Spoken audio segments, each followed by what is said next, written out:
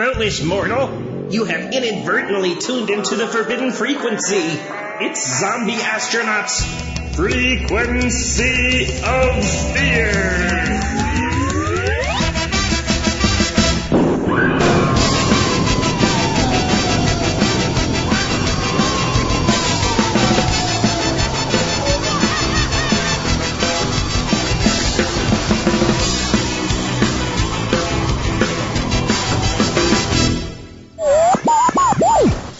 There's a crazy amount of pie you have in that shopping cart. There is no amount of pie that could conceivably be considered crazy. I don't know. That is a lot of pie. A lot, certainly, but not a crazy amount. What you suggest this much pie is crazy would be to suggest that I am crazy. And that's just crazy. Yeah, wouldn't want to imply that. Hey, Doc. You know that guy? What guy? There's some guy standing by the frozen vegetables. He's been staring at you since we got here. I don't see any. Oh, grand. What is it? I went to school with that lunatic. His name is Dixon Brainulus. He was obsessed with besting me at something. Anything. Me. Dr. Artemis Despicable. Your middle name is Artemis? For the purposes of this scene, it is. Oh, here he comes. Just grand. Well, what if Coming over here to bring drama into my otherwise drama-free life, brother. Dr. Despicable! Fancy meeting you here. Dickie Brainless. Fancy you annoying me so much after all these years. Brainulous. That's Brainulous.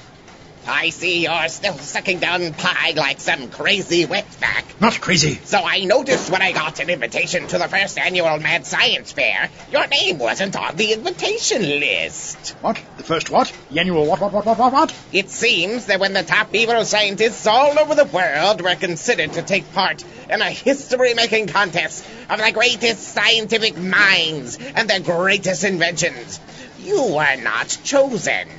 Curious. It must have been, lost in the mail. Or you weren't invited. Ha ha ha ha! Ha ha ha ha! See? You aren't on the list. Give me that. Give me that back. Let's see who's holding this little soiree. Isn't that soiree? Yeah, what he said. Only if you believe the French. Let's see now. Dr. Delambra. Why, that pompous... It all makes sense now. That's my invitation. You listen to me, Dickie Brainless. Brainulous. Oh, is it, Dickie? You were an abysmal failure in college. Instead of studying, pointlessly innovating, and breaking new scientific ground, you spent all your time trying to build yourself a girlfriend. Not true. And you couldn't even do that. You inadvertently built a karaoke machine that accidentally castrated you. Stop it. Stop it. The one girl you did manage left you and joined the women's basketball team. That's because you insisted on listening to Katie Lang albums when I was working on her. Because I was unlucky enough to have to room with you, and I'm... Well, why sugarcoat it? I'm the greatest mad scientist since Tesla. The scientist, not the band. You've been jealous of me ever since. So listen up, Dickie.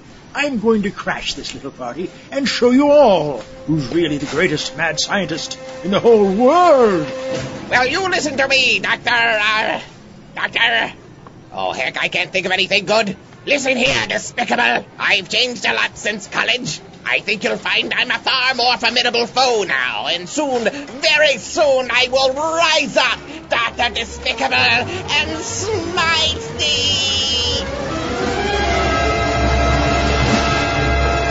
Dickie, cut out all that yelling and get back to work. Your 15-minute break is over, and some kid vomited in aisle 13. You work at the supermarket. Oh, man, that's tragic. Oh, that's rich. Oh, Dickie Brainless, you just made my day. Brainless.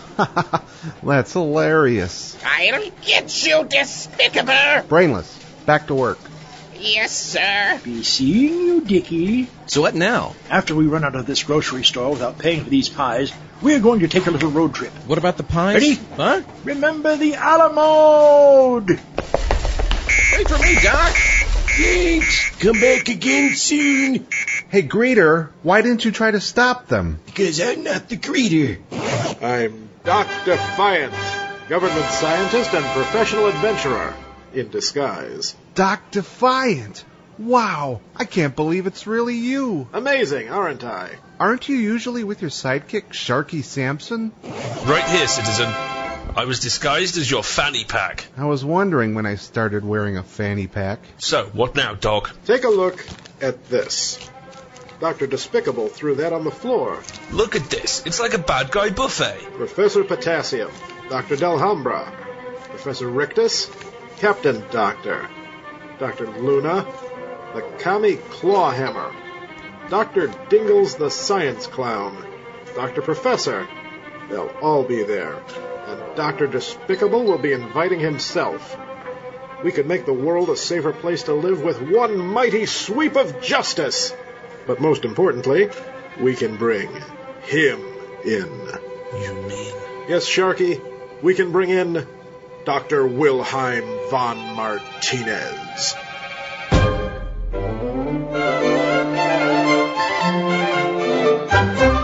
So what's with this get-up, anyway? What do you mean? The Ilza, harem keeper of the oil sheiks t-shirt and the cargo pants. Where's the spacesuit? And the propeller beam? First of all, it is not a propeller beam. Secondly, it's the weekend, man. I'm in casual mode. This is going to be a collection of the greatest minds on Earth and the most advanced inventions ever seen, all under one roof. Not a soup kitchen. Oh, whatever. So this Dr. Delhambra. Dr. Frankie Delhammer. Delhambra. My rival all through college. What is with all the spitting lately, anyway? So, Delhambra's throwing this mad science fair thingy, right? Just to spite me. Oh, I doubt he's staging something that big just to spite you. You're just saying that to spite me. I see. So what do you plan to do? Oh, defeat him once and for all. You mentioned that, but how exactly will you be defeating him once and for all? What do I look like, a magic 8-ball? Give me a few minutes to think. Oh, this is going to be a long weekend. Oh, man, what a long drive. I tell you what, I've had a lot of time to think over this drive, too, and I don't know if going to this mad science fair is a good idea. I mean, science is dangerous enough without crazy people handling it. I mean, even the slightest mistake, and there you are. Trouble. Take this Nightfall episode. This guy's not crazy, and he supposedly knows what he's doing, but he spills a little something experimental on him, and look what happens. Listen now to Nightfall. Hands off. Hey, Doc, you've been pretty quiet. Doc? Doc, wake up!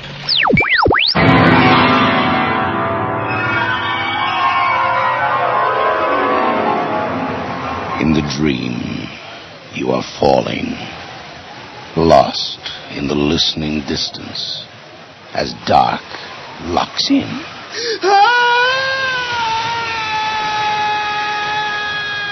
Nightfall.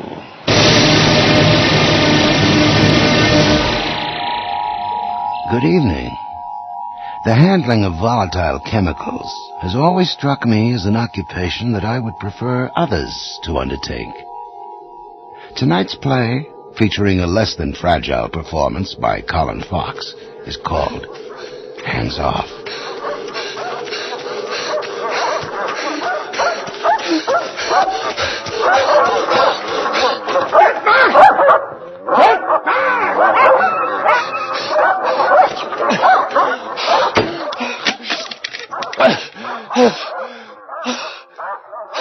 There. That'll hold them. For a while. They can't get in. But I can't get out.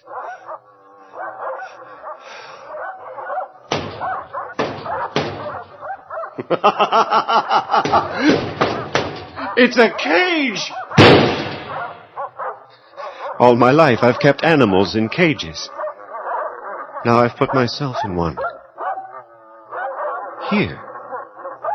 By my own hand. My hand. Oh, God, my hand.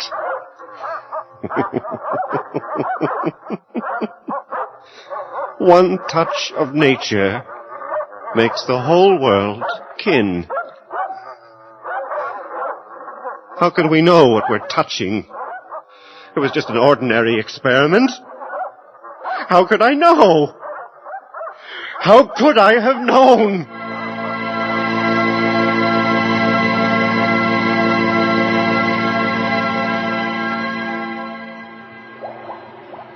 Go ahead, Sylvia.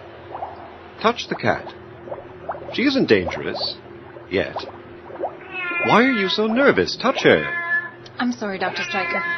I'm not concentrating. Lab assistants should not get engaged. I always wanted to get married in May, but Jim says it'll interfere with his bar exams. It's so fresh in the spring. Delightful. No doubt Jim will welcome the break. He works too hard, if you ask me. Nothing wrong with work. Speaking of which, is the observation sheet ready? All set. Control experiment 361. Fine. Now, if this solution has the desired effect on that cat's relationship with its kitten, it should also succeed in the operative environment. I'm still not sure I understand. It's quite simple. This solution should function as a negative bait. Negative? A bait which arouses the desire to kill. Oh. If we now observe that our test solution produces a high level of hostility between so intimate a pair as this mother cat and her own kitten, then think of the effect it will have on the primordial savagery of a shark. But why sharks? As a control factor, to distract them from human prey. A diver, for example, could launch a decoy saturated with this compound, and every shark for miles around would ignore him and attack the decoy. Now, just a few drops in that kitten's ear, if you please. What a lovely fragrance. I'm thinking of calling it rose water. A trade name, perhaps. But be careful. It takes effect through the sense of smell. Keep your mask on. I think you'll be surprised by its potency. How's that? Should do it. Now, let's pass Junior over to his mum and see how they get along. Good primary response. She's highly disturbed. Excellent. My God, she's going to... Better than I'd hoped for. Doctor, she's mauling the kitten. Terminate, Sylvia. Ow! Oh! Oh, my God. Sylvia, what have you done? The solution is all over the floor. I'm sorry, Dr. Stryker. I was grabbing the For kitten. God's sake, be more careful. This is a dangerous substance. Quick, let's clean it up. We cleaned it up, and I told Sylvia to go home for the rest of the day. Even then, I should have known it wouldn't be that easy. At the front gate, George, the guard, always had a smile for me when I signed out. But not today. I suppose I was too proud of myself to notice. But humans are more devious than cats. When I got home, my wife Doris was there, of course. Her continued support has always made the long hours worthwhile. But today...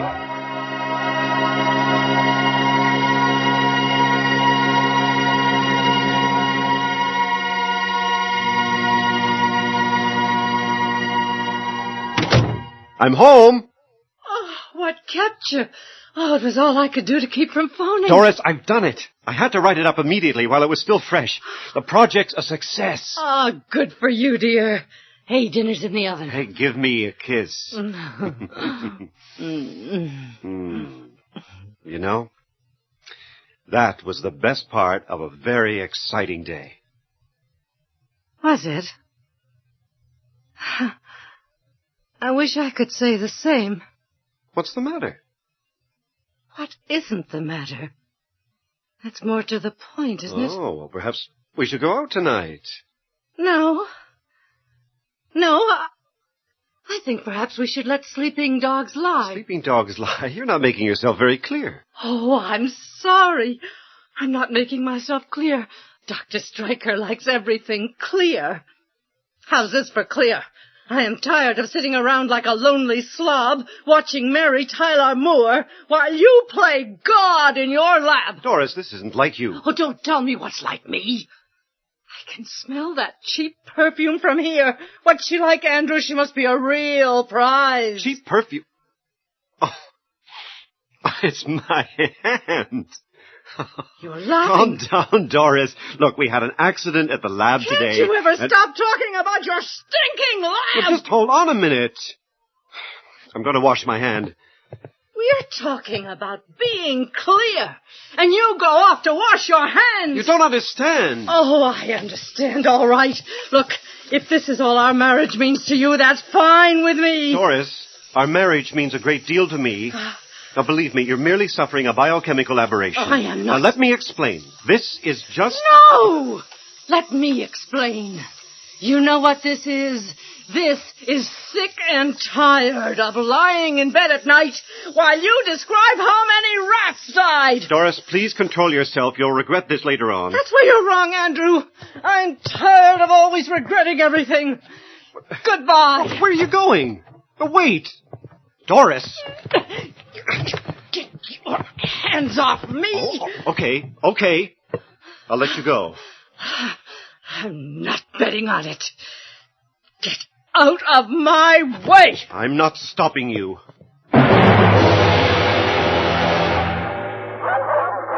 Not that I could have stopped her.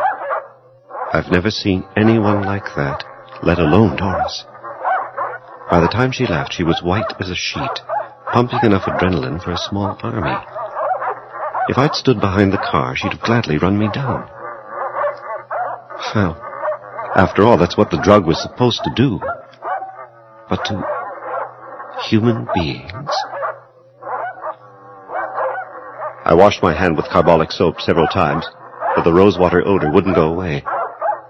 I burned myself with lye, scrubbed the hand raw, but nothing seemed to work. The chemical crawled into my pores, and the more I worked at it, the more I sweated, and the more I sweated, the more it stank. A sick, sweet smell that apparently intensified. Worry does that to you sometimes. It distorts your perceptions as much as it sharpens them. A temporary solution finally occurred to me. Simple. Just put on a rubber glove to cover the contact area until the effects wear off. I put on Doris's kitchen gloves and congratulated myself. Then it hit me. If chemical residue on organic tissue could have this effect, what about the traces back in the lab? The night cleaner, the watchman, anybody who happened through that room could be in for it. I had to get back there. I was halfway out the door when... I grabbed the receiver. Doris? Dr. Stryker, it's Sylvia. I'm sorry to bother you, but I had to call someone. Sylvia, what is it? Oh, I don't know. First, the cab driver was rude, and then the doorman and the people on the street. When I met Jim, it was horrible. He was so cruel. I had to get away, and he followed me.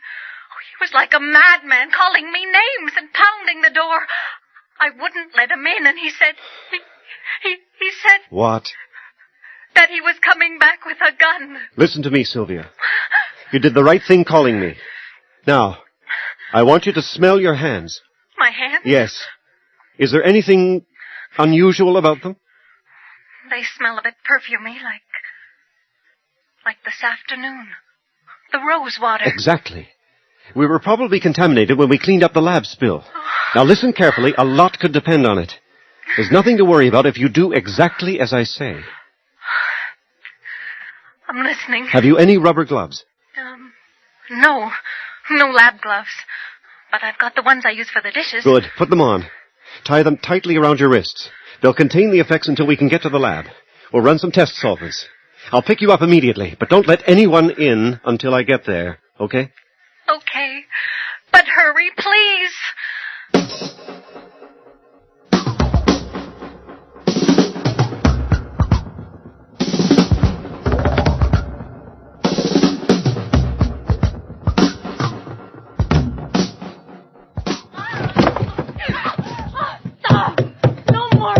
Sylvia! Sylvia! Jim, you don't understand. Put it down, please. Sylvia! What's going on in there? Don't hit me. I can't stand it. No. No more. Oh, my God. Open up. Sylvia! Are you all right? Help me. Help me.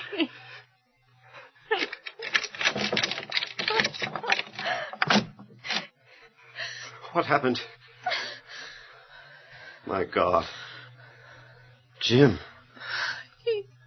He wouldn't go away. I had to let him in. He's dead, you know. He wouldn't even talk to me. He just kept attacking me. What did I do? Nothing. Dr. Stryker, you told me these gloves would contain the effects. Give me the gun, Sylvia. No. No, I don't think I will. Why not? Because I don't feel like it. Give me the gun. Stay where you are.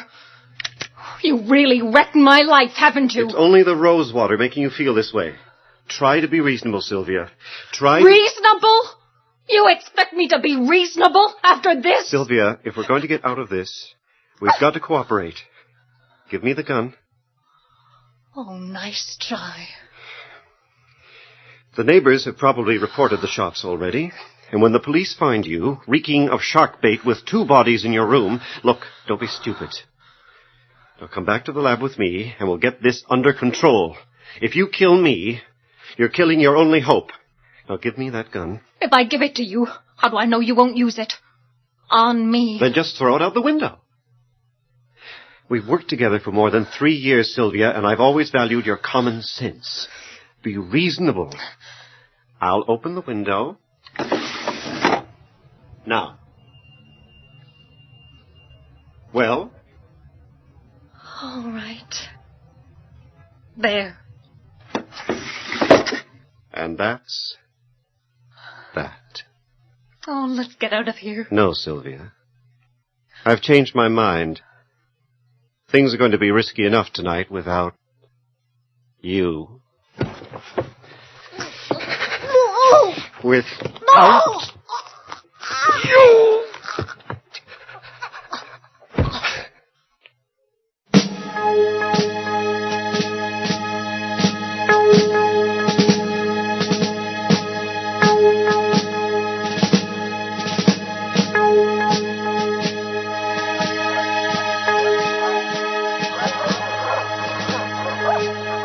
There was a chance, just a chance, that no one had seen me. Certainly there was no one in the corridor or in the lobby. But I could still see her face all the way to the street. I had to get to the lab before anybody blundered into the contaminated area. The responsibility was mine alone. When I got to the compound gate, George was on duty. Good old George. George? George? Who's that? What's going on there? It's me, George. Stryker. I've got to get in. Oh, Dr. Stryker. What are you doing here at this hour? Something very important's come up. It's got to be taken care of right away. I'm sorry, sir. I'm afraid you'll have to wait. You know that between 2400 and 0600 hours, absolutely no one's allowed in the compound. For Christ's sake, George, I wouldn't be here unless it was vital. I've got to get in. This isn't a playground. You should know better than anyone why we have these safeguards. There's highly toxic materials in there. Damn it, George, let me in. Look, I'll give it to you straight. There was an accident in the lab this afternoon, and unless I can get in and do something about it, the whole place is in trouble. You expect me to buy that? I always thought you were an arrogant son of a bitch. But you must really think I'm stupid. Please, George, believe me, it's my last hope. Get out of here before I call the police!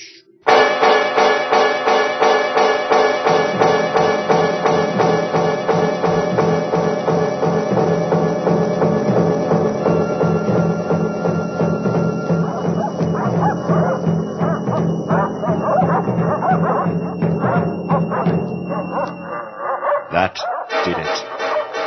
If the rosewater got to George, it would get to anyone. I stumbled around for more than an hour, avoiding anything that moved.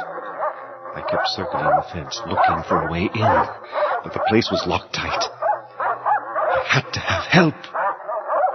Some way away, under a streetlight, I saw a payphone. If I called Bob Ladowski from Chemical Warfare, he'd know what to do if anyone did. Then the dogs picked up my scent. They cut me off and chased me here. Here, to a tool shed, 50 yards from my lab. What? What's that? Sounds like rats coming through the floor. Jesus. Must be a dozen of them. Gnawing through. I need a weapon. Something. Where did I... Yes. Yes. An axe.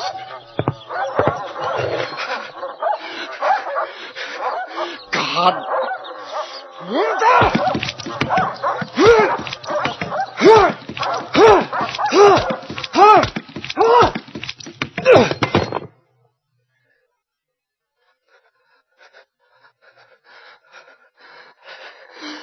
Now, just plug up the hole. That'll hold them. How long? God, if I run for it, the dogs will get their turn. Damn stuff won't wash off. Can't even cover it up. Only thing left is... God, no. No. There has to be something. No, it's got to be. I can't cut it off. Oh, my God! The lab. There's a light in my lab. Someone's gotten in. To the rose water. Listen to them. Haven't got much time. And the police. The neighbors. I can't take them all on at once. How can I distract them?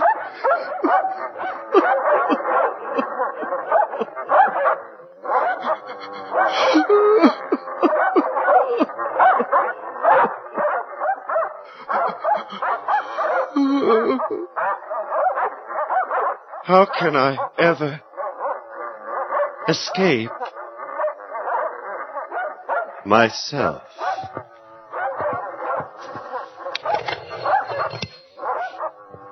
Well, it's a good play.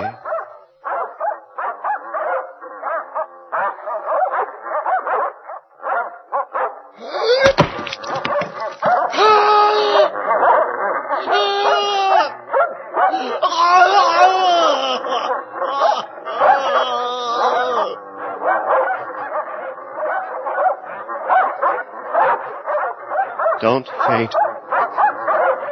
Pick it up and throw it out the window. Look at it! Smell it! That!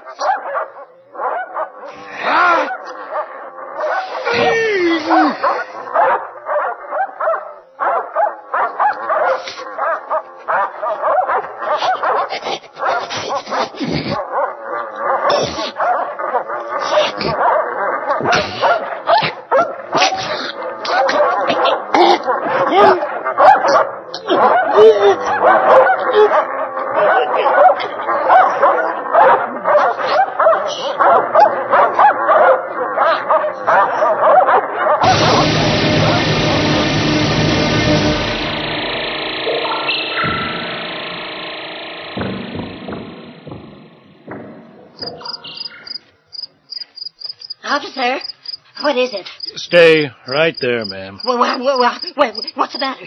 What's happened? It looks like somebody, well, suffocated, I guess. Suffocated? In that shed? How? I'd rather not talk about it. Officer, what is going on? Some poor guy chopped off his hand. His own hand? Yeah, I'm afraid so. You said suffocated. What did he do? Try to eat his own hand? Look, lady, back off, will you? You're getting on my nerves. Where? The research lab. What's the light doing on over there?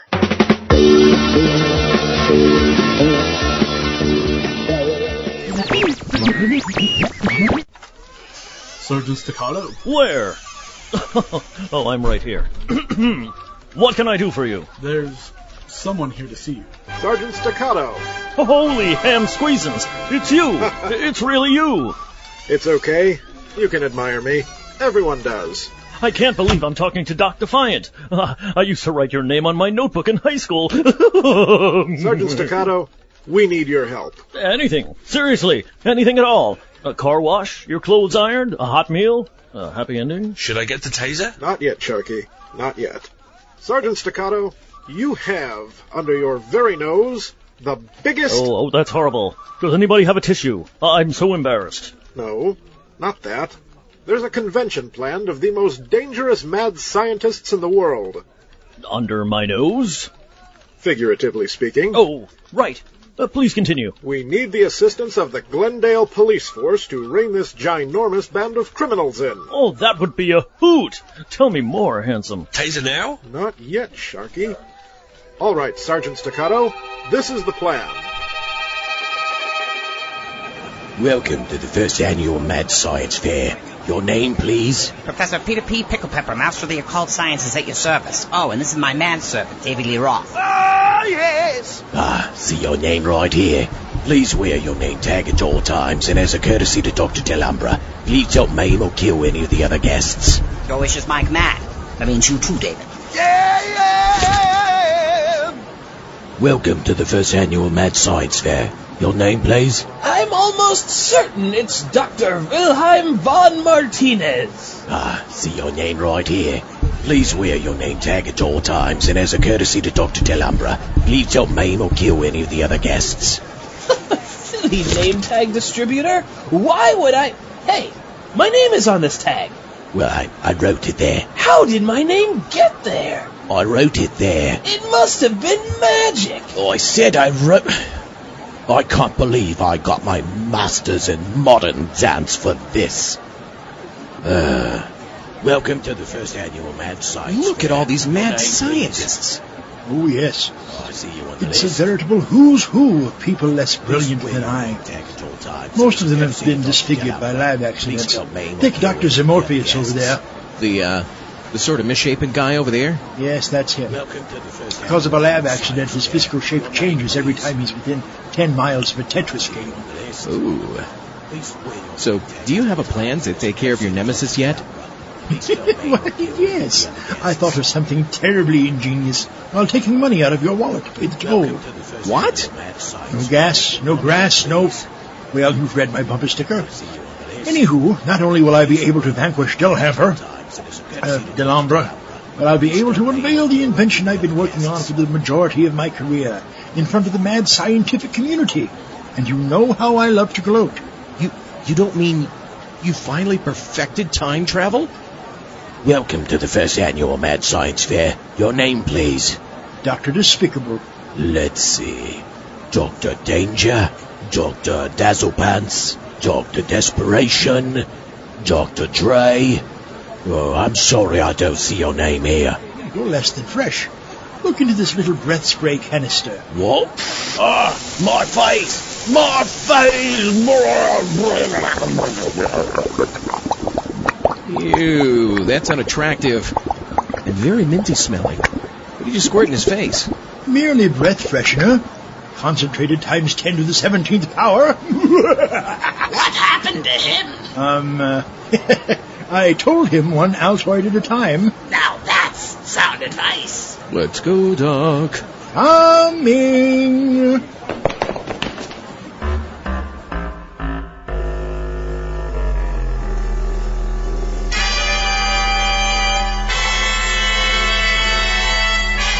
Hey, zombie astronaut? Oh, hey there, Dr. Von Martinez. So you were invited to attend the Mad Science Fair? If by that you mean was I invited to attend the Mad Science Fair, then yes. Oh, and the idiocy flowed like wine. So what invention are you entering in the contest? Oh, just a little something I've been working on in my spare time. It's a Tony Danza generator. Soon everyone will be able to have their very own Tony Danza. Isn't it great? I guess. Von Martinez, your foolishness has given me gas. Come along, zombie. Sorry, Dr. Von Martinez. Duty calls. Duty.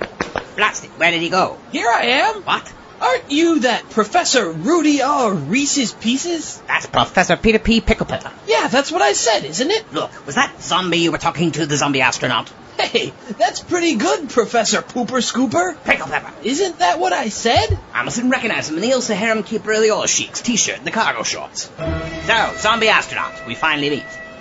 You know, technically you haven't met him yet.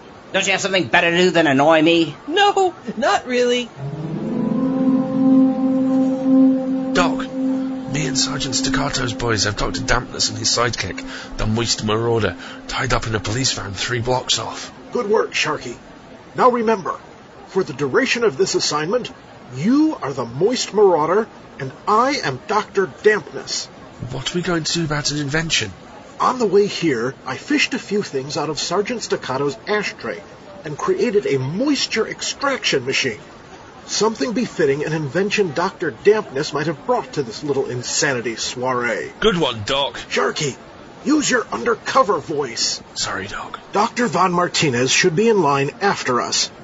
Once we pass inspection and Dr. Delhambra finishes with Dr. Von Martinez, we'll grab him, slip out of the building, and signal Sergeant Staccato's men to storm the building. Excuse me, I couldn't help but overhearing. Soiree is actually pronounced soiree. Oh, I see. It's true, can't trust the French.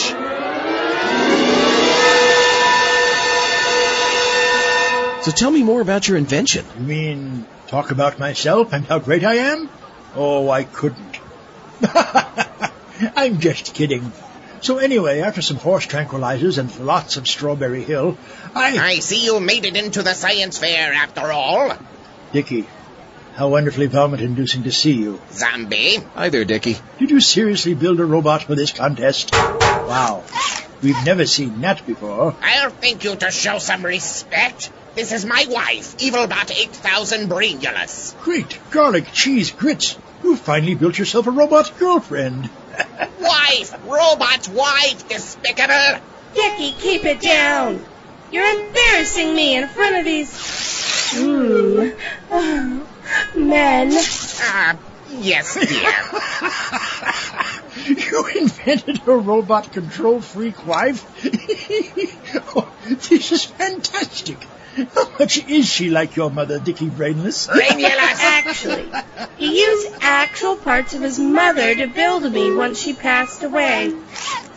Ew, that's a tad crazy. Not crazy. That went from fantastic to freaky in under 60 seconds. So, Dr. Despicable, you should tell me a little more about yourself over a drink. Oh, what do you say? Evilbot, please! Oh, I have a hair appointment. Bye.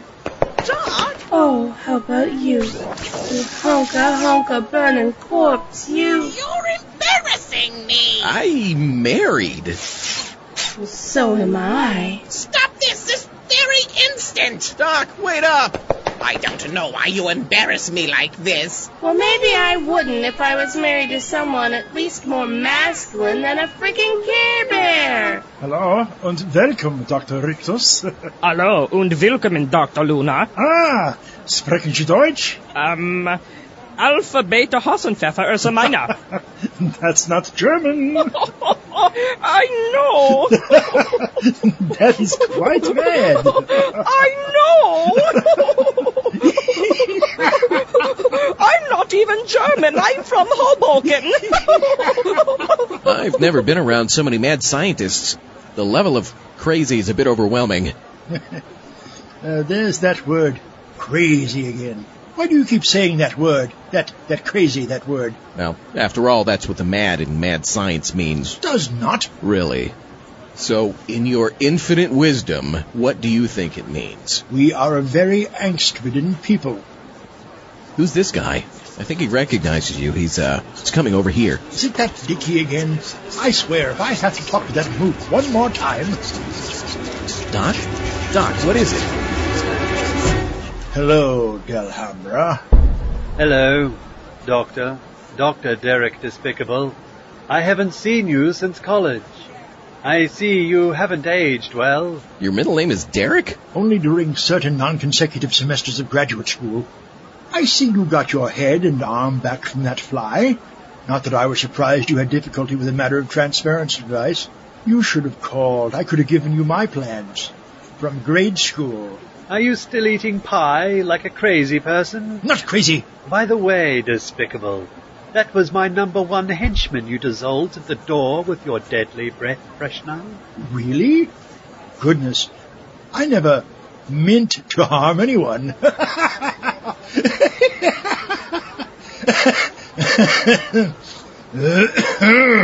Oh well. So nice to see you again, Despicable. I'll have security escort you out into the alleyway to put a bullet in your head. Ah, afraid I'll upstage you again, aren't you, Frankie? Upstage me? No. What could you possibly have invented that could be greater than anything I've invented? How about a time machine? Impossible. Is it indeed? Care to try me? No scientist has perfected a time machine yet. How could you have? An unspecified number of temporal experiments that have irreparably damaged the space-time continuum. But that's not the point. The point is... We shall see, Despicable. We shall see. I'll postpone splattering your teaspoon of brains on the pavement long enough to see you embarrass yourself. This could not get any weirder. While Doc gets us both killed, why don't you listen to another example of science just being bad, man? It's bad!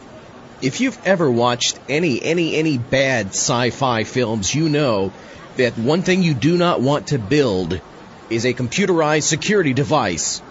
I don't care if it's a computer that controls your nukes, a la war games, or a freaking robot dog, or anything. You don't do it. No security devices. You know why? They don't like you. They don't like people. They start thinking, and then there goes the neighborhood. Just like in this tale, Watchbird. Listen to SF-68's version of Watchbird.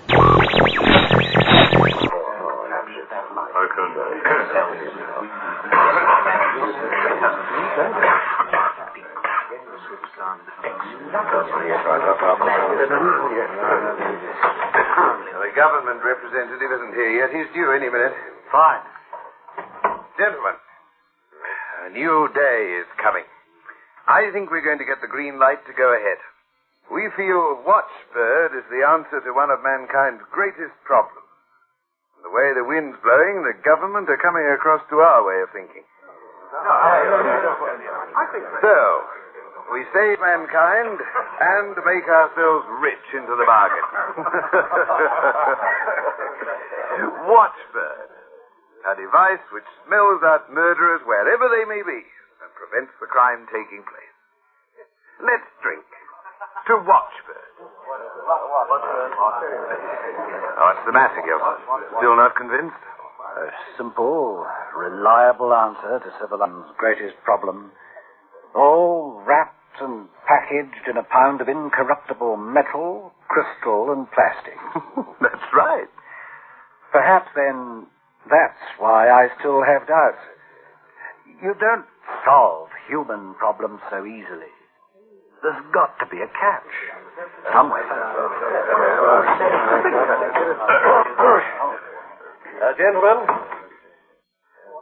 Gentlemen, the government, the President, with the consent of Congress, has acted to form a Watchbird division for every city and town in the country.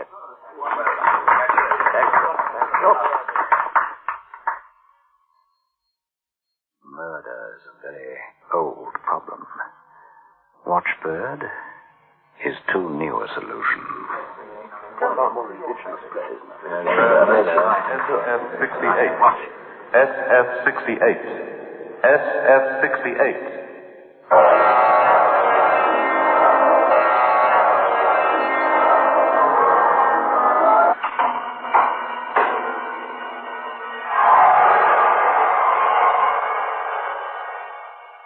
Biotex, the new soak and pre-wash powder, brings you SF-68. Stories which plunge vividly into other worlds, other dimensions, other times. SF-68.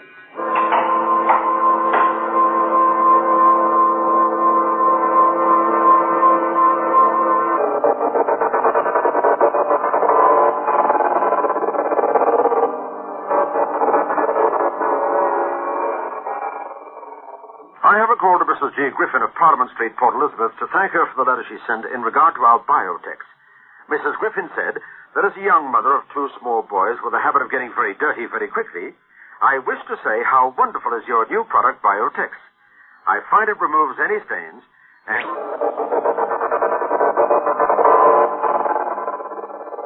SF-68 presents Watchbird, adapted for broadcasting and produced by Michael McCabe.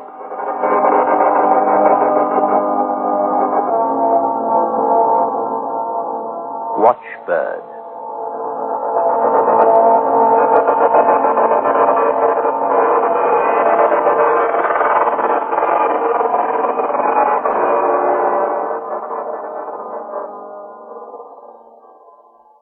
The President hopes, therefore, that full Watchbird service will be installed in the shortest possible time. Well, sir, speaking for myself as President of Southern Consolidated, I expect to have the first batch of them distributed within a week. Oh, fine. Mr. Gelson, a question? Yes. Mm-hmm. First, let me say, I'm 100% in favor of a machine to stop murder, but I object to the Watchbird's learning circuits. I believe there might be a moral danger in allowing a machine to make decisions that are rightfully man's. No, come now, Gil. The machines will only enforce decisions made by honest men from the beginnings of time. I understand, Mr. Gelson. I sympathize. It's sad we have to use machines to reinforce our laws, but there's no other way of preventing a murderer committing his crime before he strikes. Watchbird has to be. Thank you. And besides the moral aspect, an awful lot of policemen are going to be out of work. 15 years in homicide and the machines replacing me. The thing I don't understand is how do they do it? How did it all start, Captain? Well, seems these scientists were working on criminology. They were studying murderers to find out what made them tick. So they found murderers throw out a different sort of brainwave to other people, and their glands act funny too. All this happens when they're going to commit a murder. So the scientists worked out this special machine that flashes red or something when the brain waves are turned on. Scientists? Oh, well, after the scientists had built these machines, they didn't know what to do with them. Too big, see. Couldn't move them around. They fixed a few at police stations, but that was a fat lot of good. Murderers weren't in the habit of dropping at the station to commit murders very often, you see. You couldn't get to the crime in time, you see. So they built the watchbirds. The machines built into the birds. They smell out a murder before it's committed. The bloke who's going to do for somebody gets a powerful shock from the bird thing, which swoops down on him. Well, you'd better close up homicide, then. I'm leaving a skeleton crew in till we see how the birds do. Skeleton? That's funny. Anyway, we've got to leave some men on. It seems the birds can't stop all murders. How? Why not? Seems some murderers don't have brain waves, or glands, or something. No, I don't know. You better ask the scientists. They'll stop it all soon enough, though, because they learn, the watchbirds, just like people learn. You're kidding. Learn. A machine. Yeah. Every time something happens, when one of them meets a new type of crime, a new type of murder, the knowledge, or whatever it is stored in its robot brain. It learns, see? Maybe one day they just won't bother to have human beings for anything anymore.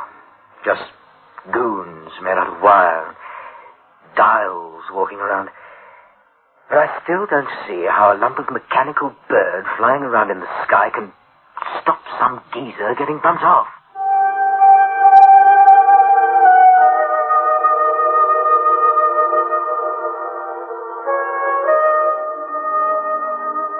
Don't come no closer. Just hand over what you've got in that drawer. You lousy little twerp. I'll break every bone. Don't say nothing. It takes guts to use a gun, and you have... All right. Okay? Take it. What's in the name of...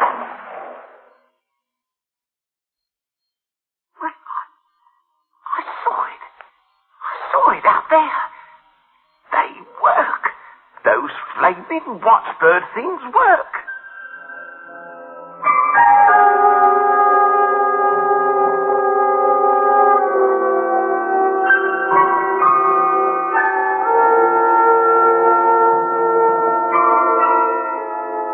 Name's Dinelli. In and out of jail. A no-gooder, Chief. The watchbird did a very fine job. He was about to shoot a grocer. You know, the man wouldn't hand over the money in the till. The bird smelt the murder out, Chief. So, why so glum? You're going to be a big man. After all, without you, the watchbird would never have been... I'm afraid of machine thinking. Aren't you? No. But why? If you are afraid, then why did you go along with the whole watchbird project? At first it seemed a good idea. I didn't realize just what it would entail. Anyway, that doesn't matter. I don't like the learning circuits, Mac. I don't like the idea of machines gathering knowledge. Gathering. What's the matter? Afraid your machines are going to wake up one day and say, "What are we doing here? Let's go out and rule the world"? Maybe, something like that. Well, I'm not happy. Money's being made, the police are being put out of work. It's all going smoothly, but I'm scared. Somewhere inside of me, I'm scared stiff. I'm getting out of the whole project. Will you take an engineer's word on this, Chief? Huh? Go ahead. Now, look, the watchbirds are no more dangerous than a motor car or a TBM computer, a calculator, or even a thermometer. The purpose of them is to frustrate all murder attempts. They respond to certain stimuli. Only certain murders give out these stimuli, these waves. Now, in order to stop all murders, and new ones too, the watchbirds have to search out new definitions of murder with their learning circuits, and, they correlate this knowledge, you see. I think it's inhuman. Oh, but they're only machines, Chief. You can't bribe them or drug them. You know, you shouldn't fear them either. I know all this, but sometimes I feel like the man who invented dynamite. He thought it'd only be used for blowing up tree stumps. Yes? Oh. Pardon? Oh. Thanks. I'll think about it. Something wrong, Chief? The purpose of the watchbirds is to stop living organisms from committing murder. Right. Murder's defined as an act of violence, breaking, mangling, maltreating, or otherwise stopping the functions of another living organism. Well, yes, I know all about Listen that. to me, Mac. Murderers are detectable by certain chemical and electrical changes. Right. Well, something's gone wrong. What? One of the watchbirds has just gone to work on a slaughterhouse man. Knocked him down as he was about to kill a bull. Yes, but... Oh, no. With their new learning circuits, they've defined that killing of animals is murder. Aye. Well, the packers will have to mechanize their slaughtering. I never did like it anyway. Mac, don't you see? I knew something was going to go wrong. The watchbirds can't differentiate between a murderer and a man engaged in a legitimate profession. To them, murder's murder. Well, all right. So the circuits need a little ironing out. That's all, Chief. That's all. That's all.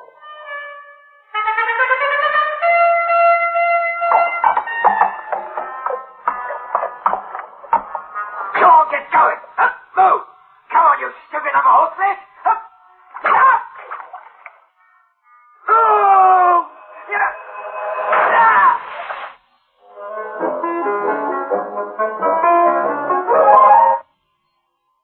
All right, okay. Another fisherman, Mac. It seems that the watchbirds won't let him fish, even though his family's starving. And then there was a farmer who wanted to whip his horse to make it go. Pow! Watchbird. The hunter, all he was doing was shooting a deer. He had a license. Pow! Watchbird. Everybody assumed that all we wanted was murder stopped. We assumed the watchbirds would know this too. We ought to have qualified the conditions. No, they just have to be told that, that some things that look like murder isn't murder. New data fed into their brains, that's all. Yeah, but why should they stop fishermen? Well, why shouldn't they? Fish and animals are living organisms. We just don't think that killing them is murder. I am not to be disturbed. Oh. Yes. Pardon. Yes. It's the office of the President. Hello?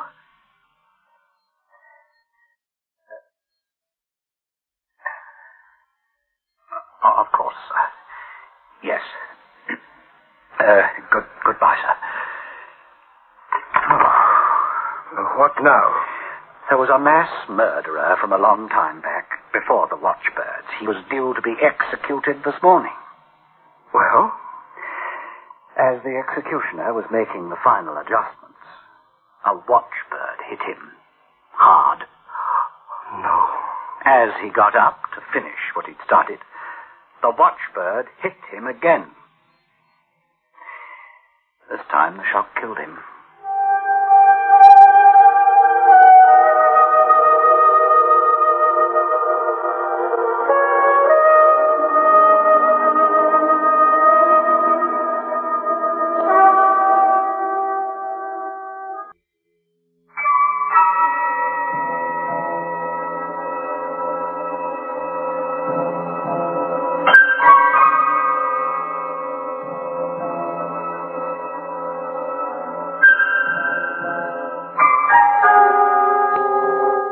Closed down temporarily, but at once. The birds operate independently of central control, so once a week, when they beam in for their repair checkup, we're to turn them off, one by one. They're learning fast, gathering knowledge. To stop murder, any murder. A fly buzzes round the room, an old man stalks the fly with a newspaper rolled up to kill it. Watchbird. The old man, given only a mild shock. But he had a weak heart. He died. The fly was safe. The victim saved. Save the victim and give the aggressor his just deserts. I'm worried too, now, like the man who invented dynamite. When all the birds are in and switched off, there's a lot of work to be done on the new circuits.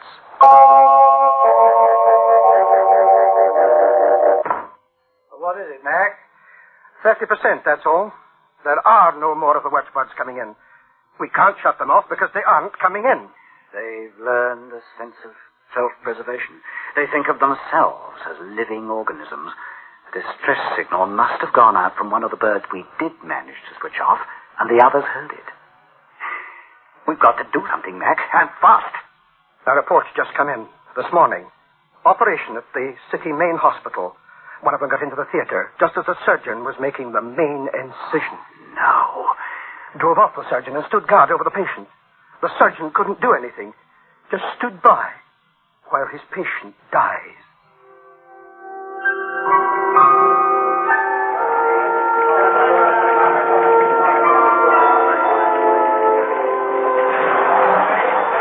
There's a new definition of living organism in the memory files of the watchbirds. A man stopped in his car on the side of the road for a sleep.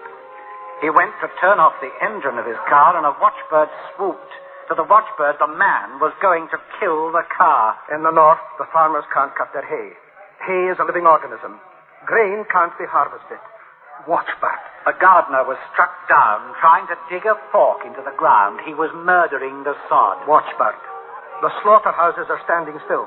The cattle are dying in their pens. Watchbird. The animal world has become the domain of the watchbirds.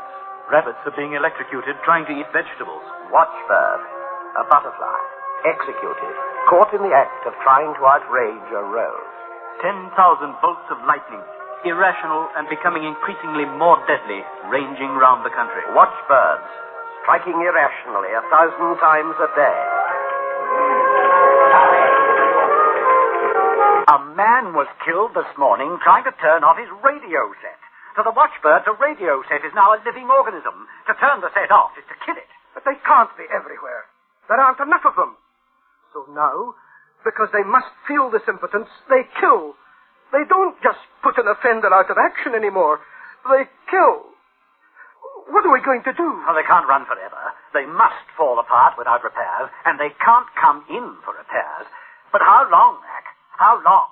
6 months? Maybe a year. A year? The farmers can't break the ground for ploughing because the birds have decided it's a living organism. Ecological balance is gone, just gone. Like the rabbit plague in Australia. Something fast. Fast. Oh, think. The death rate's mounting. Doctors can't... What was that about Australia? How did they control the rabbits there? Oh, they found some kind of germ that only attacked the rabbits. Work on that. Government arrives 3 o'clock this afternoon. We've got to have something for those men. We're to have a preliminary meeting at noon. All the manufacturers and engineers in the scheme have to have a plan.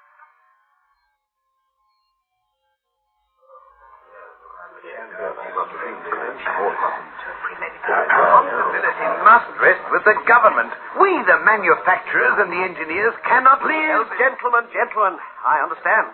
Congress accepts this responsibility. But first, now, and without any more talk, the plan. Just a few weeks ago, these very men were willing to accept a share of the glory of saving the whole world from murder. So, you are hereby empowered to put the outlined plan into action. Wait, there's no time. It won't work. At least, it will work, but the plan's no good. What are you talking about, Gilson? I'm afraid the cure will be worse than the disease. Look, haven't we learned yet? Can't we understand that we cannot cure human problems by mechanization? Mr. Gilson, I would enjoy hearing you philosophize, but unfortunately people are being killed. And for you as the originator of the watch... That is not, at this point, relevant. There's famine in 8 country sectors. The watchbird must be stopped. Murder must be stopped, too. I remember all of us agreeing on that. But this is not the way. Then what, may I ask, is the way, Mr. Gilson? Let the watchbirds run down by themselves. Mr. Gilson, you're overwrought. What you suggest is... Take our lesson. Admit we were wrong trying to... Listen, wait. I will have science. All of you are ordered by the President to carry out the plan you've submitted. Not to do so will be treason.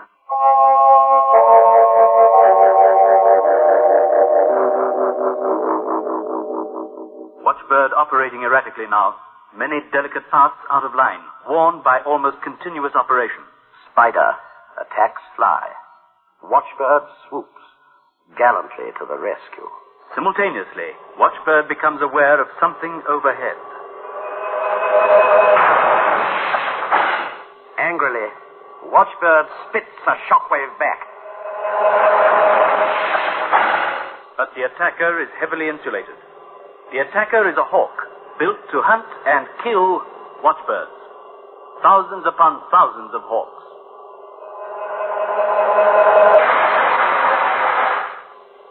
Watchbird falls, but the message goes out to its fellows. Urgent. New menace to living organisms. Deadliest yet. Watchbirds around the country integrate the message. Their thinking centers search for an answer. Well, Chief, they bagged 50 today, the hawks. Fine. Oh, not so fine. It was 73 yesterday. Oh, they'll pick it up again. The hawks are built very strong, built especially to hunt down watchbirds. They're faster and they've got better armor. Aye, we really rolled them out in a hurry, didn't we? We did that. The watchbirds are good too, mind you. They're learning to take cover. But anything the birds can do, the hawks can do better. They've got a special learning circuit for hunting. More flexible. They learn faster. Mac, tell me, what will the hawks hunt after they get all the watchbirds? What? Well, why? Just to be on the safe side, you'd better design something to hunt down the hawks. Just in case. All I know is that the hawks are self-controlled, so with the watchbirds, remote control would have been too slow, the argument went. The idea was to get all the watchbirds and get them fast. That meant no restricting circuits. Oh, we can... well, look, we can work out something. You've got an aggressive machine up in the air now, a murder machine. Before that, it was an anti-murder machine. Your next gadget will have to be even more self-sufficient, won't it? Oh, I don't hold you responsible. It's me. It's everyone. That's what comes of giving a machine a job that was our own responsibility.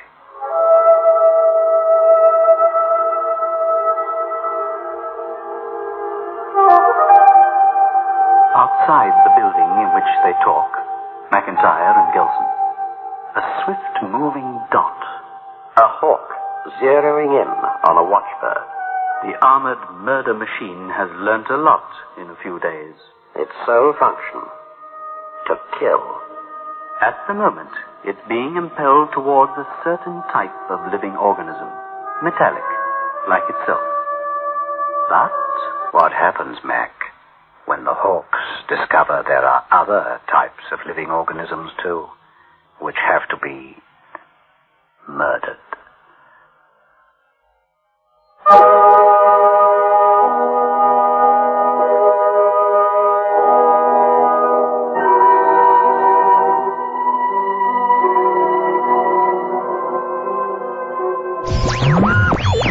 Greetings, this is Taliesin TTLG invading the frequency of fear and wondering, do vampires and science mix?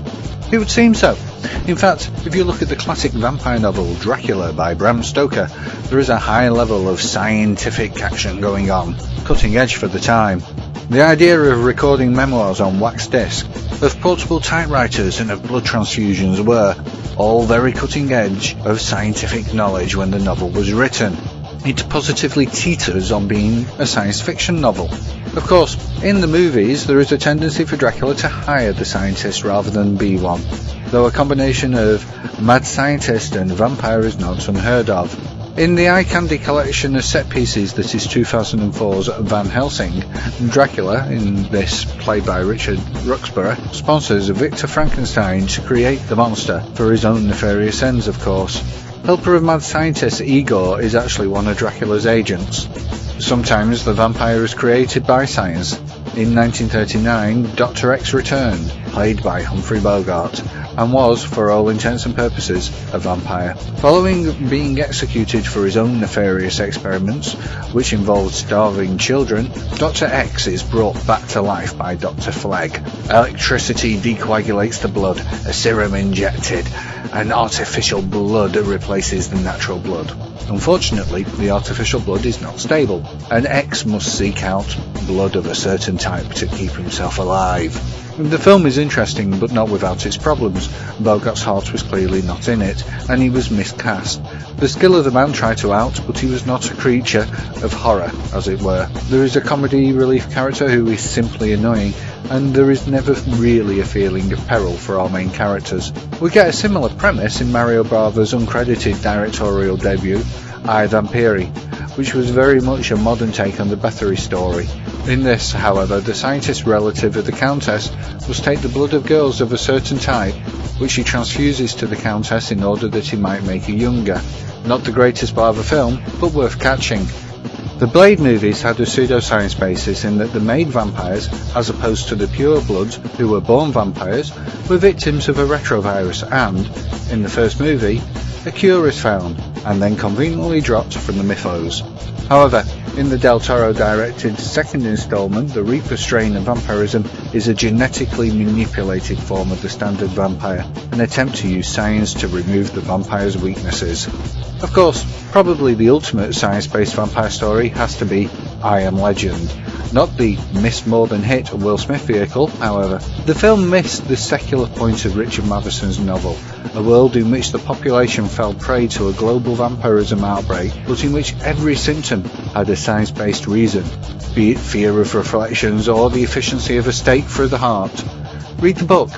But if you want a filmic version, then look no further than the version The Last Man on Earth, starring Vincent Price. To get more information on these and many more vampire movies and books, visit Taliesin Meets the Vampires at taliesinTTLG.blogspot.com. Alternatively, find the link in the links of The Zombie Astronaut. Operator, give me the order of the absolute highest tempo. Hello? This is the order of the absolute highest tempo. This is Professor Picklebell. Give me Master Okie Les Zoo, please. Okie, how's it hanging? Look, found the zombie astronaut. Now it was a complete accident.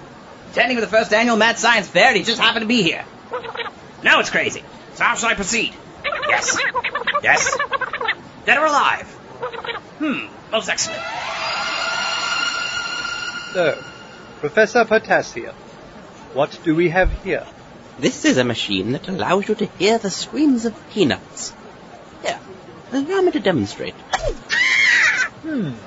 Interesting. Certainly mad.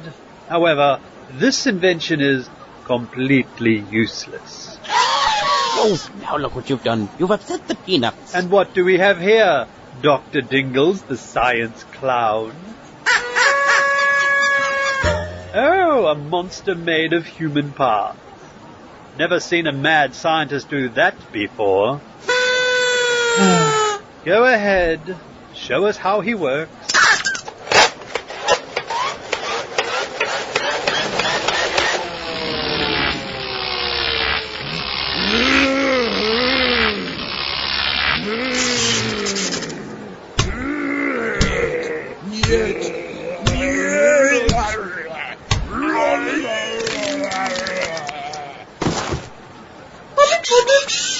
Very nice, Dr. Dingles, the science clown. But I'm afraid by killing the commie clawhammer, you've gotten yourself disqualified. Oh, did I mention disqualification was permanent? Meant to harm anyone. That was funny. Doc, if this invention doesn't work, he's going to shoot you. I mean, before you have a chance to zap him, I'm pretty sure he's going to try to shoot you anyway. There's nothing to worry about, Zombie. The time machine will work, all right. And I'll use it to zap Dr. Delhammer into the Stone Age. Shouldn't we get in line somewhere? Oh, good point. Let's get in line here after Dr. Dampness. David, look, standing in there after Dr. Dampness. Is that the zombie astronaut? You're right. He does appear to be the only zombie in the building. Let's get into the line after him. We'll grab him and duck out of the building. I know I'm Mr. Judging, David, but acquiring the zombie astronaut is far more important than winning a trophy recognizing me for my... Oh, my God! No one will ever appreciate my greatness as a science. Why?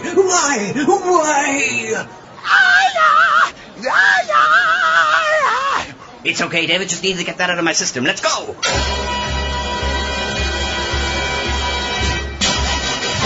Oh, he's getting closer. Time to warm up the time machine. Hey, watch where you're pointing that thing. After years and years of dangerous research, I've finally perfected the time travel device. And to top it all off, I get to test it on my arch enemy. Nothing could ruin this for me. Nothing could ruin this. Nothing could ruin this. Nothing could ruin this. Nothing could ruin this. Nothing could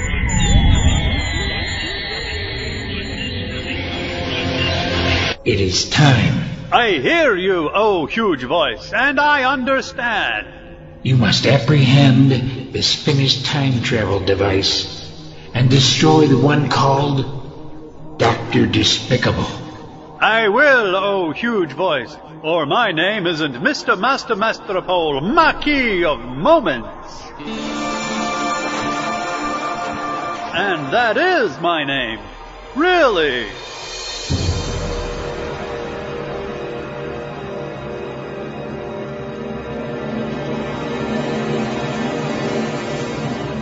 While we're all hanging out waiting for everything to really go down the tubes, why don't you listen to this? Now, this is a situation where the guy is mad. The science is mad. He wants to bring back a corpse, and that should only be done the natural way. Maybe a zombie bite you. You know, you don't mess with the whole science thing. So here's somebody messing with the whole science thing. Here's an episode of The Strange Dr. Weird, The Man Who Lived Twice.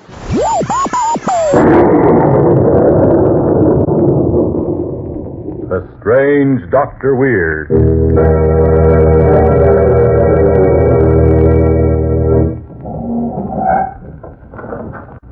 Good evening. Come in, won't you? You seem a bit nervous. Perhaps it would help if I told you a story about a friend of mine who had a most unusual experience. You see, he was executed first and then committed murder afterwards.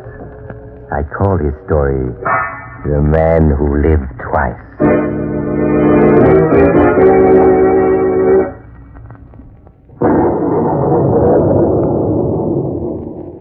My story, The Man Who Lived Twice, begins on the gallows, where Professor Karl Muller, world-famous scientist, is about to die for murder. As the executioner finishes adjusting the rope around the condemned man's neck, the warden speaks. Well, Muller, is there anything you wish to say? Only this. You are hanging me for a crime I did not commit. Very well. Then I shall become a criminal, a murderer. And you, warden, you shall be one of the first to feel my vengeance. Proceed with the execution.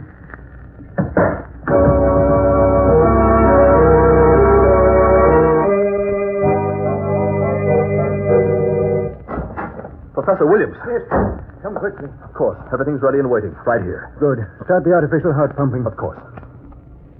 Thanks to the governor's special order, everything went smoothly. Look, John. So you got it. Yes. The law has Professor Muller's dead body, but we have his head. The head containing the wonderful brain of Karl Muller. The governor thought I wanted to dissect it, but we'll bring it to life. We must work fast. In 10 minutes, we'll have brought back to life the genius that was Karl Muller.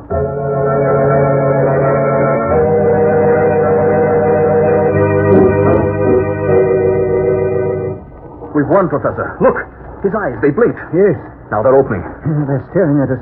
His brain lives and knows what we're doing.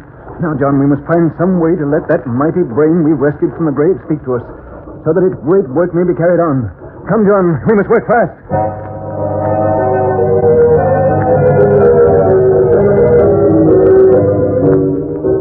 For many days, Professor Williams and John tried to build some kind of vocal apparatus which would enable Karl Muller's still living head to speak to them. But each effort failed, until at last they became desperate. Another failure. John, I'm afraid we're beaten. There must be some way, Professor. Look, Muller's eyes are watching us. He knows what's happening. I'll bet he could tell us what to do if he could talk. Yes, but he can't. What was that? Something in the road outside. An automobile accident, perhaps. Oh, of course. John, we may not be able to keep Muller's head alive much longer. Unless we can communicate with him. I need his advice. There must be some answer. Muller's notes give full details. Someone's at the door. Quick, lock it. No one must enter this room. Help me. It's someone who's hurt. He's bleeding. That crash we heard. Please help me. Accident. Car hit the tree. Thrown out and flooded. Hey, catch him, quick. I've got him. He's fainted. Put him down on the couch here. Let me look at him. What is it? This fellow's dead. A bit of steel has apparently entered the temple here and pierced the brain. I'm surprised that he even lived to reach the door. Dead? Well, then I better phone the police to send the morgue wagon. Yes, No. Wait. Yes, Professor? John, look at this stranger whose dead body fate has brought us. His head is the same size and shape as Karl Muller's. Professor Muller's brain should fit into this stranger's head almost exactly. Yes, but listen. Here we have a sound body with a damaged brain. Over there is Muller's brain alive, but with no body. John, we're going to do it. We're going to put Muller's brain into this stranger's body and truly bring Muller to life again.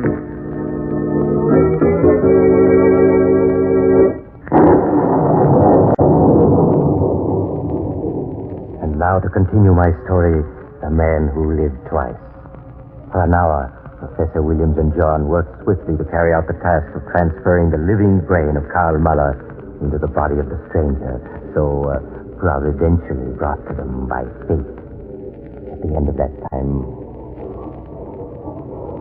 Look, John, he's breathing. The operation was successful. Yes, I can feel a pulse beat. Switch off the pumps. See? He lives! He lives! The body, yes. But the brain... Will that live too? Only time will tell us.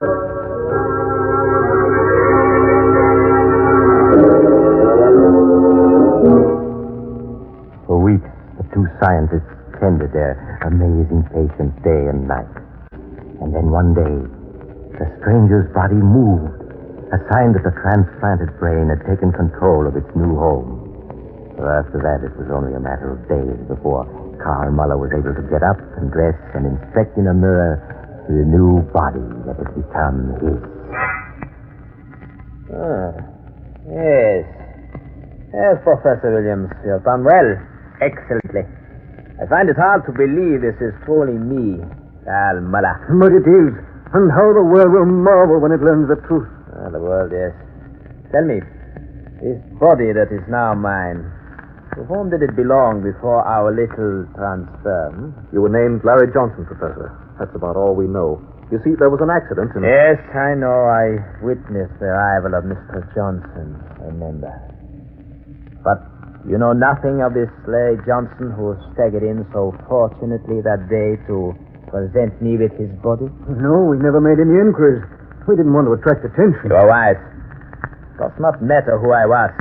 What does matter is that I am now Karl Muller, a genius with 50 years of life still ahead of him. But, of course, I cannot use the name of Muller. What do you mean? Karl Muller was convicted for the crime of murder because the subject died in an experiment. So Karl Muller must stay dead. But as Larry Johnson, a new scientific genius, will arise to astound the world. What's that mean? It means that no one must ever know what happened in this laboratory. No one ever know. It must be a secret, always. And for another reason, too. Those fools who convicted me, they must be made to pay, and they shall with their lives. What are you saying? I was convicted of murder. I shall become a murderer. The judge, the prosecutor, the jury, they shall all feel my vengeance. That's madness, Muller. Listen to me. Your brain's been affected by what happened. My brain is clear and stronger than ever.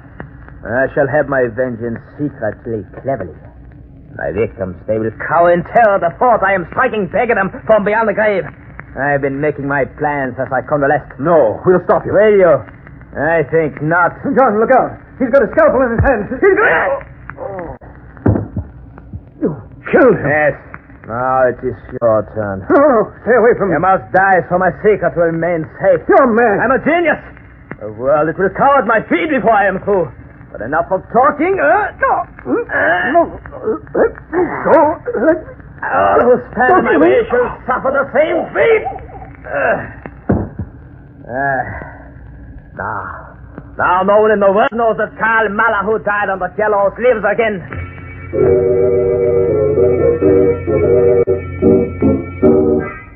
A few hours later, Karl Muller left the house. His plan was simple.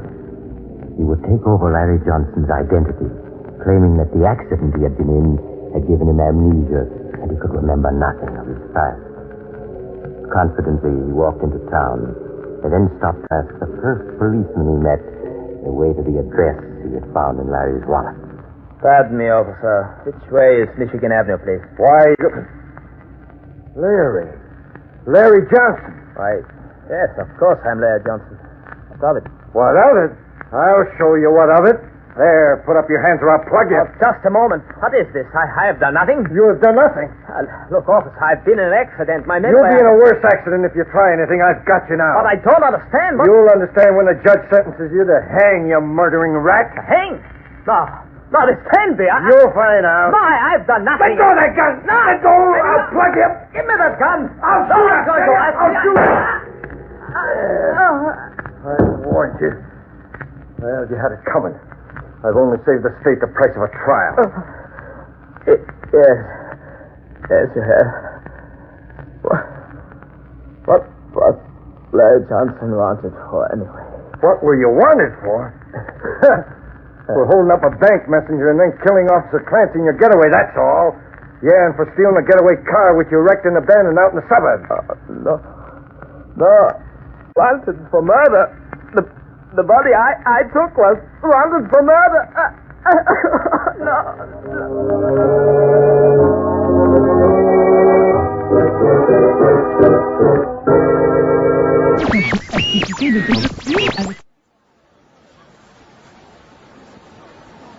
So, Dr. Bulletbra, what mad yet useless thing have you created to depress me? These goggles can bend light to create illusions perceived as so realistic that... Dr. Delhambre, Yes? eyes up here. Oh, many apologies, Dr. Bulletbra. You were saying something about boobs? Why won't this machine work? Whoa. No, you stupid machine. Make me a Tony Danza, not another Joey Lawrence. Whoa. Pardon me, Dr. Dampness. You know, Zombie, this will be the greatest day of my life. I know. You told me already. Excuse me, but Dr. Von Martinez is supposed to be standing there. Was, Dr. Dampness. Was. Besides, he's not even here right now. Taser? No! Oh, why not? Hey, watch it. Oops, sorry. What are you doing? That's that zombie astronaut. Yes. What does it matter? Huh? What? Hey, is that David Lee Roth? Dr. Dampness, what do you have to show us? This is a weapons-grade moisture extraction device. It will mummify any target in less than a second. Let me demonstrate with this apple. Fantastic, Dr. Dampness, and yet curious. You see, I know Dr. Dampness. He used to work as an intern for me. Dr. Dampness is, how can I put it, both delicately and politely, a blithering idiot. This is a work of art. I see. There's another curious item I'd like to mention. The real moisture marauder is a girl. But I am a girl, silly man. I shave my legs and do, like, girl things. Help me out here. What do girls do, anyway? Give it up, Sharky. I know it's you and Dr. Fire. Okay, everybody. Stand back or I start freeze-drying all of you with this weapons-grade moisture extraction device. Hey, Defiant, look at this. What's that? Ah! He poked me in the eye! Oh, crikey. You shot me with that weapons-grade moisture extraction device. Jeez, that stings. Sergeant Staccato, now! Reach for the sky, science perverts. Drop your weapons and hit the floor. Move! Everybody, on the ground! Hands behind your heads! It's now or never. Ah, yes! Hey, what the... You're coming with me, zombie astronaut. By grinding you to a powder and using that powder to brew a mystic tea, the Order of the Absolute will be able to track down the voodoo witch who created you and will have her revenge against her. Delhammer, where are you? I'm afraid this is goodbye for now, Dr. Despicable. I so wanted to have a final showdown with you, but circumstances as they are, I'm afraid we'll have to postpone the festivities. No. I had a great plan, and I had some snappy comebacks to throw at you as you realized your defeat. You can't do this. Henchman number 2. Got it, boss. How? Goodbye, Dr. Despicable.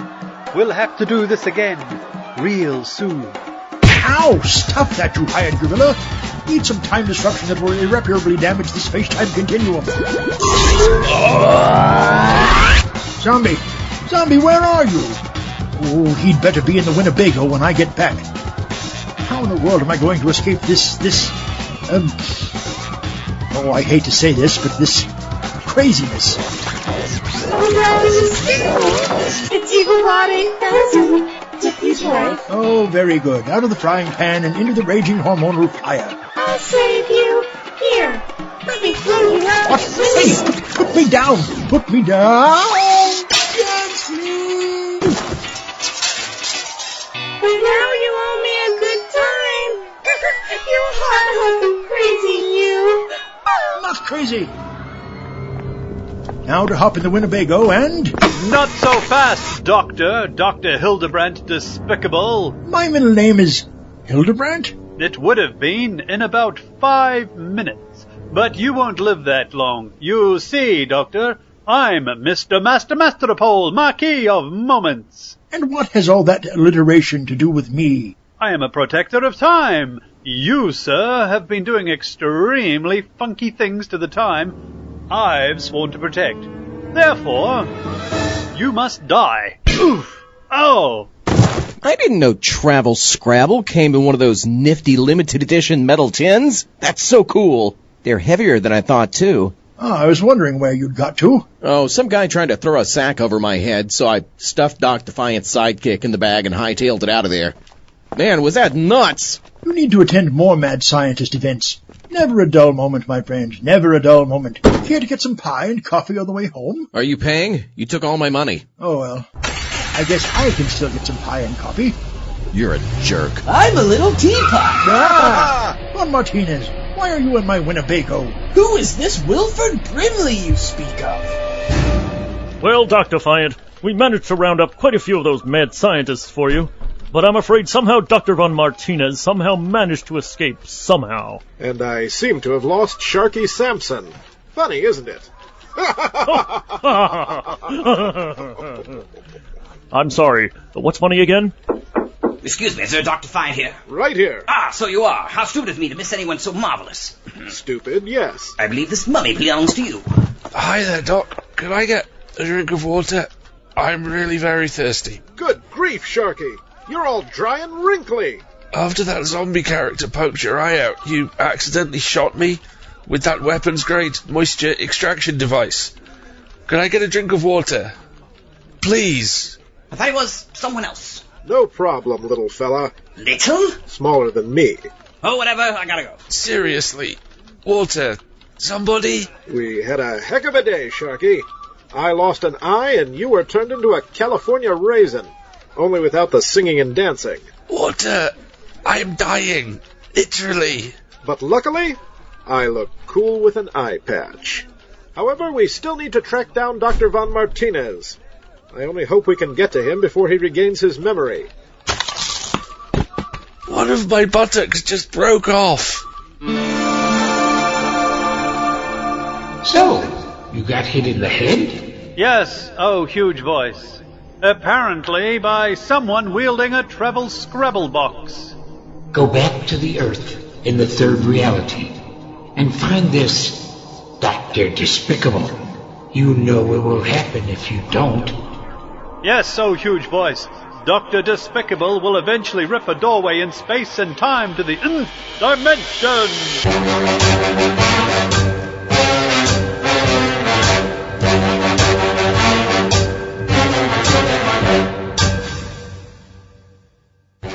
When the Science Hits the Fan was written by K.C. Locke and W. Ralph Walters. The grocery store manager was Scott Wentworth. Doc Defiant was Mark Kalita. Sharky Sampson was Alistair Stewart. Deputy Number 1 was Colin Snow. Sergeant Staccato was Ellie Hirschman. Dr. Xemorphous was Colin Snow. Professor Peter P. Picklepepper was Jack J. Ward. David Lee Roth played himself. Dr. Wilhelm von Martinez was Bren Hinks. Evilbot 8000 Brainulus was Gwendolyn Jensen Woodard. Dr. Luna was K.C. Locke. Dr. Frank Delambra was Paul Mannering. Professor Potassium was Mr. Weird. Huge Voice was Jim Chevis. Mr. Master Paul was Paul Mannering. Dr. Bullet Bra was Kim Giannopoulos. Dr. Despicable appears courtesy of everyone's inability to kill him. All other voices were by W. Ralph Walters. The theme song was written and performed by Papa Suede. All other music was licensed by Big Fish Audio, Pro Samples, or Pro Loops. For more Frequency of Fear, go to frequencyoffear.com. For more horror, sci-fi, and suspense audio, go to www.zombieastronaut.net.